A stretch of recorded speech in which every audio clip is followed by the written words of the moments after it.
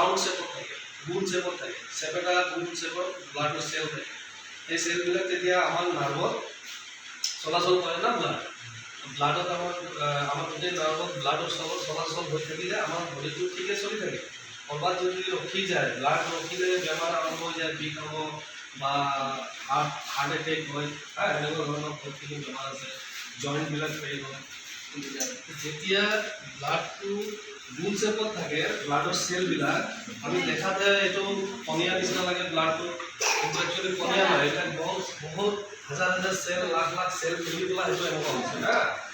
এতিয়া চেলবিলাক যেতিয়া গোল শ্বেপত থাকে সেইটো নৰ্মেল, কিন্তু চিকেল চেল এটা বেমাৰ হয়, যোনটো কি হয়, চিকেল মানে কি